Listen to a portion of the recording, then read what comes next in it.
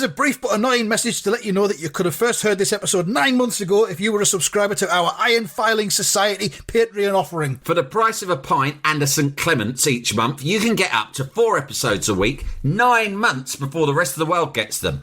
Early access to regular episodes, lots of other marvellous benefits, and there's absolutely no adverts or brief but annoying messages like this that will get right on your ticks. Find out more and subscribe now at tftimemachine.com/ironfilings. Here we go, here we go, here we go, here we go, this is it!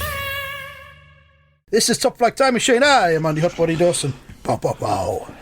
I and Sam Nifty Delaney, so what? Welcome along to the Melchester Odyssey once again.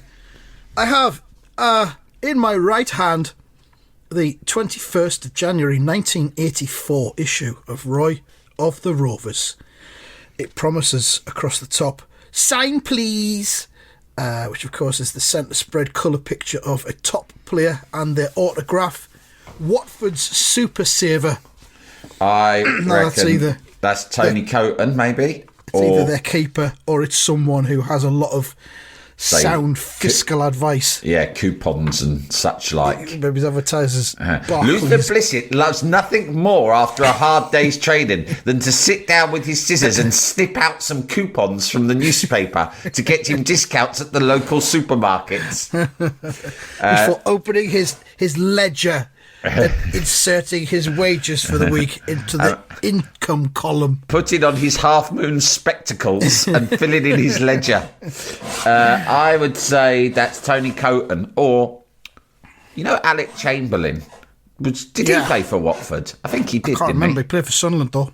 Did he? Yeah. No offence, but in those days there weren't many black goalkeepers. There wasn't. That's not racist. No, Alec Chamberlain wasn't one of them. Oh, I'm thinking of someone else then.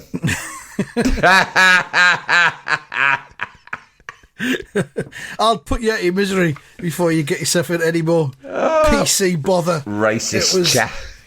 Steve Sherwood. Oh, yeah, I remember him. Yeah. But just to be clear, my point stands, there wasn't many black goalkeepers. You're right, there weren't.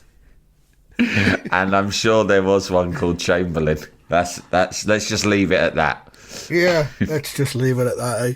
I'm sure the Lampards will be in touch. Might Sam be thinking of? I think you'll find that the percentage of black goalkeepers in the professional game in 1984 was 0.91%. That figure actually dropped in 1985 to 0.87%. I tell you what, mate, you do not fucking know what Lamparding is until you do a football podcast. Luckily, we don't do that. But when I do the West Ham one, right, look, what I try to do is studiously avoid expressing an opinion on anything to do with West Ham because I don't have many. Do you know what I mean? My only opinion on West Ham is I quite like going to watch West Ham. Do you know what I mean? Sometimes. That's it. Yeah. But obviously, at the moment, with David Moyes, I mean, I would say the majority of fans are now Moyes out, right? And I do this weekly podcast, and I decided, I thought, fucking, I'm going to have to take a position, because one of my co-hosts is vehemently Moyes out, the other one's Moyes in. So I decided, Andy, to make my position that I was on the fence. Yeah, well, that's fair. That evens it all out, doesn't it? So I thought, yeah, that's all right. But what that means is it's a different way of saying I don't care. In or out, makes no odds to me. I'll still have to fucking go and watch the cunts, won't I? That's fucking more than acceptable. To either not have an opinion or to be not sure. Yeah, but that's in football nowadays. In football nowadays, and the people are almost like, well, hang on, that's completely unacceptable from anyone, let alone you, a podcaster. Yeah. Right, as if I'm in some sort of position of influence. You're a self-appointed podcaster. How dare you appoint yourself as a podcaster and then not have an opinion about everything? Listen, I host the 4th or 5th most popular West Ham supporters podcast, right? My opinion does not make much difference one way or the other. So I decided to not have opinion because I don't care enough whether who are fucking managers. I don't care enough. I've seen them all. You get to an age where you've seen so many managers come and go, it don't fucking make much of a difference. You still got to fucking turn up and watch the cunts play football. Yeah. Do you know what I mean? Whoever's in the fucking dugout. Oh my God. Literally, my completely wishy-washy, meandering opinions on the subject, right? It's Patreon only, this podcast, right? Oh. So, but that actually means there's a huge amount of engagement underneath. Every last word you say, no matter how tedious and inconsequential, and I can tell you, Andy, every word I said was tedious and inconsequential. Make no mistake about that, right? Is fucking dissected by the most humorless people you have ever met. Oh, well, God. I'll have to take issue with your use of the word the phrase "a few bad results," Sam. Let's crunch the numbers here, and then you're literally getting the win ratio over a period of time, and you're like, Yeah. what the fuck? Get a girlfriend. Yeah. I mean, I've considered starting a Sunderland podcast in the past. Yeah. No, don't. It would be okay. It would be quite fun to do. I've got some good ideas, I think, Yeah. for doing one that might be a bit different. I know a couple of people who've got a bit of, let's say, clout in terms of the Sunderland fan community, which might make Yeah. it for a good podcast. But at the end of the day, you're doing it for football fans, and football fans are mostly fucking idiots. The thing is, right, I do like doing it. The two lads I do it with, they're fun. Yeah. They're much younger than me, and Imagine.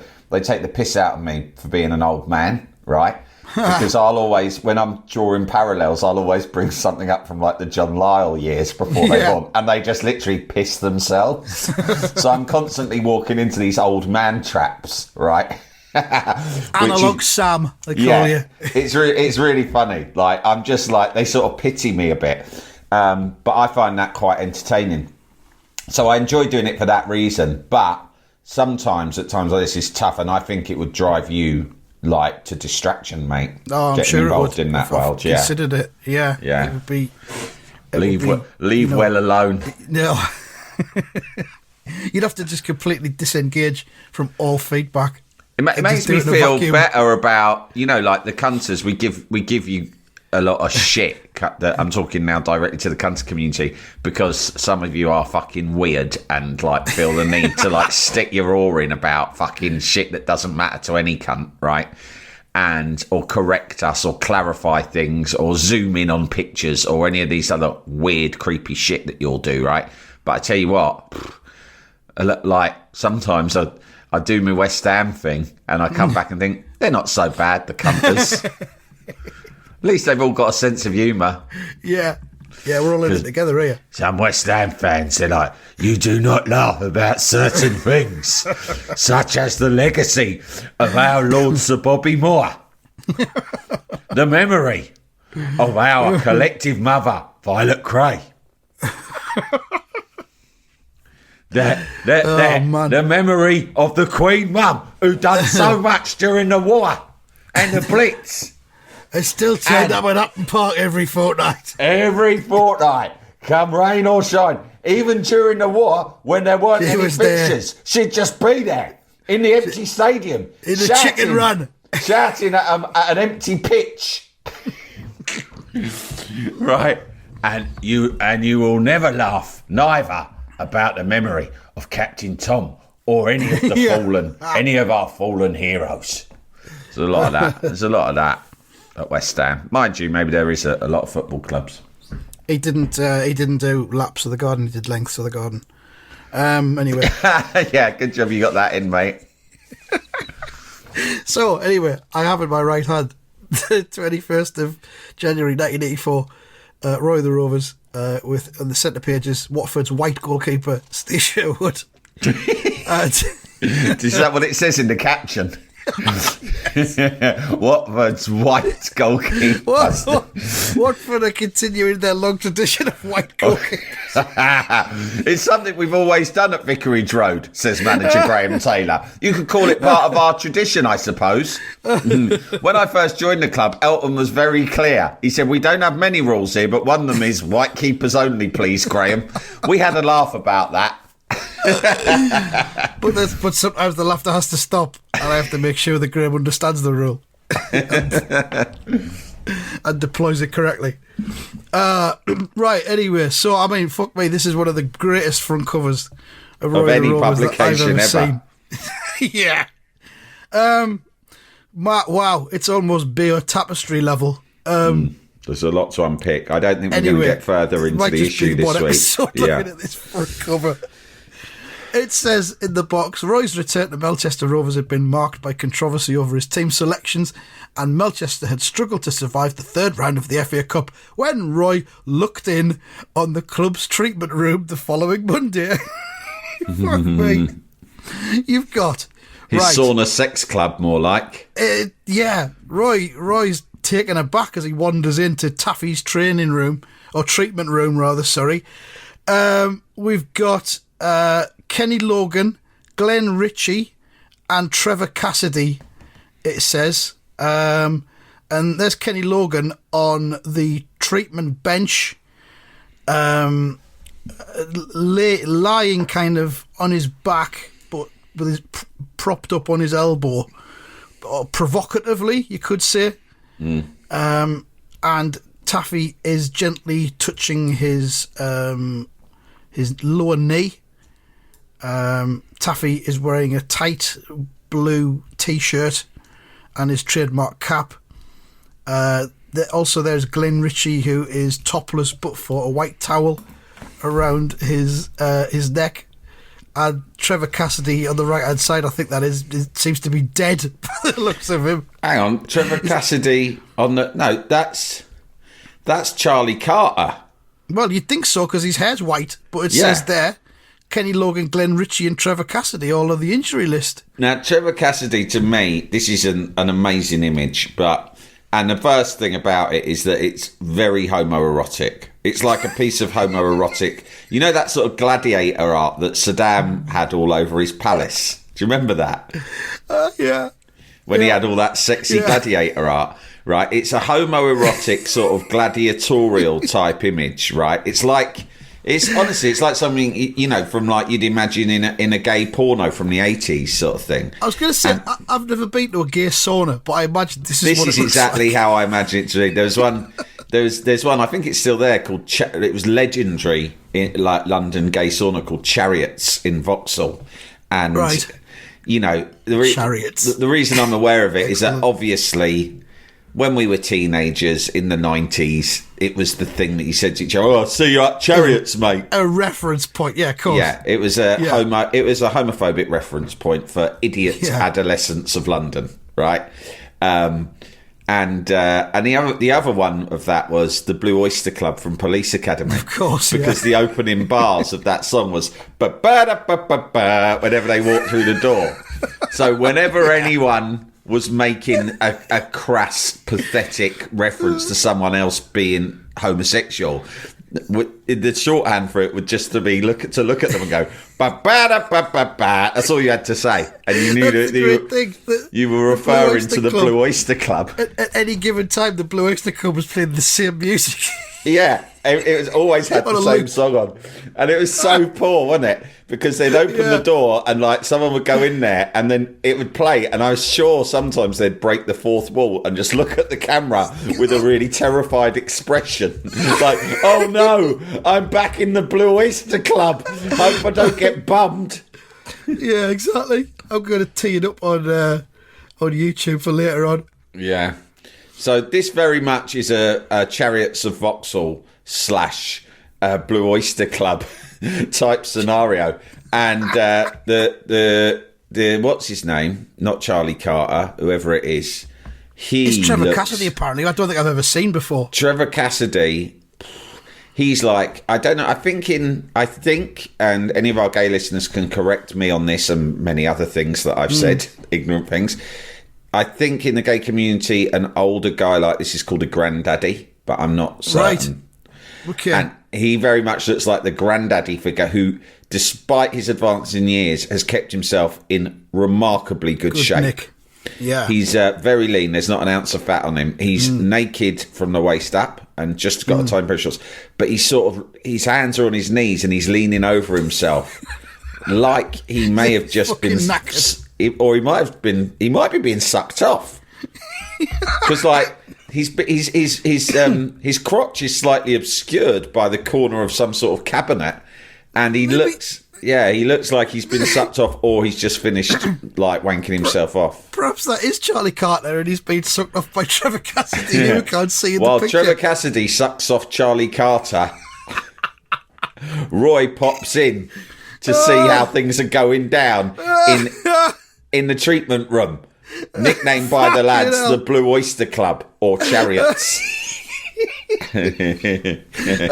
Jalapeño. Jalapeño. I don't know why he's sitting like that. Look to his right. He's got a heat lamp on his fucking back. Oh, He's getting heat treatment. 80s physio systems. Yeah. Stick that lamp on his back. That'll get him right for the That'll next sort him game. Yeah. Yeah, heat's what he needs. And then on the bench in the corner there's a jar of like Vaseline or liniment or something. Oh, yeah. Which I guess is what Taffy is rubbing into. Again, very Kenny Blue Logan's Oyster Club. body. Very Blue Oyster Club. Oh, Jesus Christ. Yeah. So Roy wanders in, sees all these faces looking at him, all looking miserable because they're all injured. You know who else is in great shape, and he's probably older than all of them, is Taffy. I mentioned his tight blue T-shirt. It leaves very little to the imagination. Is older than Roy. Taffy's way past playing age. Yeah. And I've always thought him as quite old, but I don't know whether, because he had I think the previous summer he'd had that sort of fleeting romance with a much younger woman, hadn't he? Well, he was wearing that shirt, wasn't he? That was and he'd started wearing trendy clothes. I think we thought he'd had a dabble with ecstasy. And now I think that he's like... Been to Ibiza. He might be back in that realm of trying to date younger women, because he's obviously put a lot of work in the gym. Yeah. He is looking really buff. Isn't he just? And yet, his hands are so gentle. Look at the way he's delicate. Old when you see him in the next picture. He's probably only about 45. But for 1984, he looks like about 55. Yeah, he's older than the others. And Roy... He's wearing that cap, but it's almost like an affectation. He's not wearing it because he's in his 70s like most old men will. No, it's a fashion cap. It's a fashion cap. It's like, it's a fashion cap. I mean, Ben Volavant... Piero. Parrot from Del Piero. Volavant Parrot, that's looking it. at this and thinking, what if Taffy were to turn that cap round? Yeah. How great would that look? Yeah. And took it for himself. This is 1984. This is a couple of years before Curiosity killed the cat. So, yeah. Taffy's quite inspirational, I think. Was it an influence? Yeah, was this an influence on the formation of Curiosity? Yeah. Kenny Logan looks a bit like a lion, almost. He's just... he's just lying there like he's so proud and... Well, Kenny Logan's really matured over the last year. I think he's been with the club for a year, maybe more, since the whole farrago involving his estate agent, drunken father. Shook off his influence. Yeah, he's grown as a man. And he's been down in Melchester for a while, and he's like, he's filled out, hasn't he? He's filled out, and he's just, he was sort of like a callow youth when he first came, but look at him now. Yeah. I mean, Skew's really gone to town on the shading on his thighs, hasn't he? Yeah, of course, David Skew, who revels in drawing nudes, as we've known. Skew will have done a nude-only version of this frame for his own records. And it's available for a price, framed and signed. Yeah, I do specials. I do one for one price that you can have, and they're nude, but... their genitals are tastefully obscured, and then for the what I call my platinum offer, which is £100 plus VAT plus cost of postage and packaging, you do get to see their cocks and balls, and you will finally discover who has the biggest cock. Here's a clue for you: it's not Roy. Here's another clue. Yeah, that's right. It's Taffy. I was going to say, you will never ever guess who it is.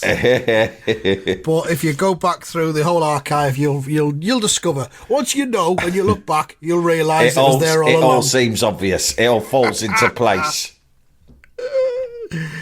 Fucking hell. So yeah, Roy wanders in.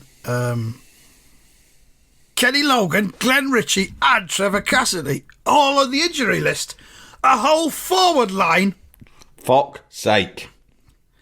And Taffy says, I'm afraid so, Roy. And then We get a close-up on Taffy's very, very rugged, middle-aged face. And none of them are responding to treatment. I've been studying rubbing Kenny for the last 3 hours and nothing's coming up. And I mean nothing.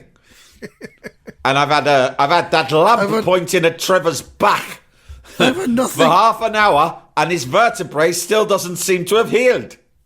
If a lamp doesn't sort it, I don't know what will.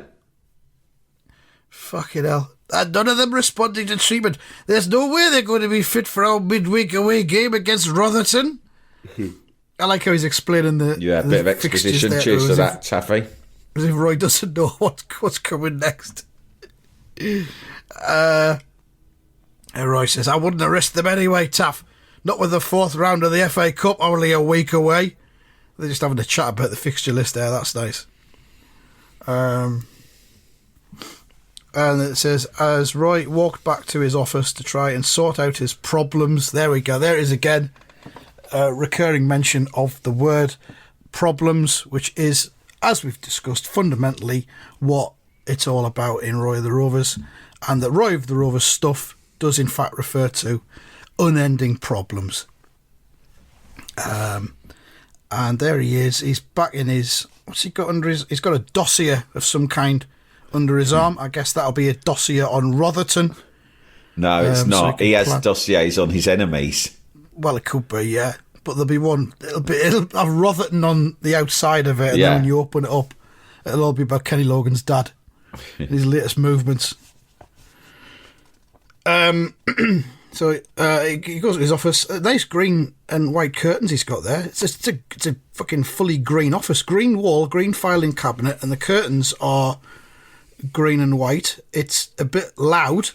It's not what you would expect for someone who plays in red and yellow. No, it'll be like this. Fucking Blackie got this done when I was up at fucking Wolford. yeah. He had. I can't believe the cheek of the man. Right, he had the job for 5 minutes. He was the fucking Liz Truss of Melchester Rovers. He was. And he's had the fucking temerity to get the whole thing refurbed. At whose expense? The club's. Yours And fucking now it's truly. all fucking green. Fuck knows why. Well, he's a scouser. Half of them are bloody half paddy, aren't they? It'll probably be that. I've never asked him about his heritage. I can't be bothered. He asked me once for lunch with his mum and dad up in Liverpool. I fucking swerved it. I told him I had cancer. He believed me as well. He fucking cried for days. Then next time I saw him, I just said it had been a scare. Storming a teacup stop. I'd just been shitting some blood, but it was all right now and it stopped. That's what I say to get out of anything, because no one will ever question it. If there's ever any shit that I've got to do, I just tell people I've got cancer, and they soon fucking shut their mouths. And then next time I see them, I say, "Oh no, the chemo's kicked in. It's all fine now." Good opportunity for us to mention check your bits and your tits. Check your bits and your tits. That's our new campaign. Yeah, and if you're shitting blood, get it checked out. I don't feel that rhymes enough. Can we work on something? Check your bits and your tits and your works. tits. And if you're bleeding from your arse, get help fast. Yeah, that'll do. See a doc fast. But don't worry too much. You should see the doc, but I don't know if I've talked about this before, but I've bled out my arse loads of times in the past. Okay. I haven't done for years now. I think it was like when I used to drink and have an unhealthy diet, sometimes you'll just start like you haven't had enough fibre, right? And that'll happen. But the first few times, fucking hell, I was like, that's it. I'm definitely dying. And I went to the doctor, and the doctor's like, nah, don't worry about it. Just make sure you eat some fucking fibre once in a while, you mad cunt. And then I just go home and have like a bowl of broccoli or something, and then just remember to drink water. And now I'm just healthier, so I don't bleed from my arse very often. But it was a real scare a few times. And then one year on Christmas Day, I went round to my in-laws, and my brother-in-law was absolutely fucking miserable. Unbelievably miserable, right? And I go, what's the problem with you cunt? It's Christmas Day. And he was like... I'm bleeding out of my arse, Sam. Yeah, that was it, right? He went, look, don't tell anyone, right? He took me aside. He went, but I don't feel very Christmassy on account of the fact that I'm bleeding out my arse. I don't think I'm going to see New Year. Yeah, that's what he was like. And I couldn't really laugh at him because I'd been through exactly the same hypochondria the first time it had happened to me. And he's a bit younger than me. So I went, mate, don't worry. And I went off and I got him a bowl of broccoli, right? I got him a bowl of broccoli from the Christmas table. Like all the veg were out in bowls. And I went, eat that, the whole thing. And have this glass of water. You're like, what are you talking about? I said, I'm fucking telling you, mate, 99% sure that is just, you've been caning it all Christmas, in the build-up to Christmas. You've been drinking every night, probably eating fucking crap kebabs on the way home. Because he used to love... He went to university and in 1 year sort of doubled his body weight by drinking 5 pints of Stella every night and having a naan kebab every night. Yeah. And I remember going to visit him in Manchester. I barely recognised the cunt. And then he lost it by going on the no beer and not much cheese diet, which is his own patented diet. I'm pretty sure that would work for me. Yeah, no beer and not much cheese. He called it that, and he's really proud of it. We still bring it up a lot, and he sort of, for years planned on putting it into a book. Right? Quite hard to stretch out into an entire book, but okay. But the thing is... my daughter's been saying recently, complaining. She went off to university in September, and she's been complaining that she always feels ill and run down, and loads of her mates do as well. She goes, we think there's something wrong with the building. It might have mould or carbon monoxide in that. I said, no, you're out on the fucking piss the whole time. Yeah, that's what it is. That's all it is. That's it. Your body's... You're not drinking water, because a lot of young people just don't bother with water because they think, that's a wanker's drink. Yeah. You look for any excuse other than yourself.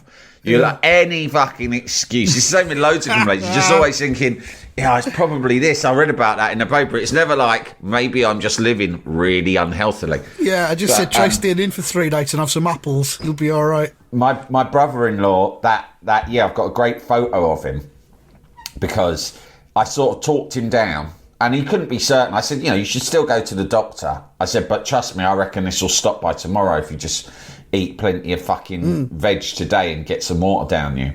And then after dinner, we did that game where you all stick a post-it to your head with a name of some celebrity on, classic sort of Christmas after dinner game. And I had to stick the thing on his name. So like someone's fucking, Margaret Thatcher, someone's Marlon Brando, whatever, someone's fucking Brad Pitt. But then on his head, I just wrote, I'm bleeding from my ass. And luckily, because my mother-in-law's got a good sense of humour, right? She didn't say that. Everyone just saw it and laughed, but didn't give it away. So for the whole fucking game that went on for ages, he just was sitting for fucking ages on Christmas Day with a post-it on his note that said, I'm bleeding from my ass. And we've got lots of, this is going back 15 years, but we've still got the photos. I might actually get one framed. Excellent. So, Roy's in his office, and from the window outside there is some cheering. It just says, hooray!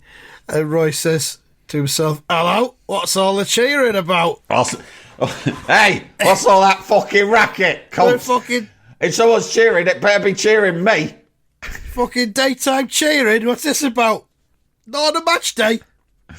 So, we'll find out what it is next time. Oh, because, is our allotted time up already? It has. I said we'd probably just look at this front cover. Yeah. We're doing 2 episodes in 1 week this week, so it feels right to we've had a lovely time. That's the important thing. We'll be back with the next part of Roy the Rovers soon. Tomorrow, probably. Thank you. Goodbye. Bye.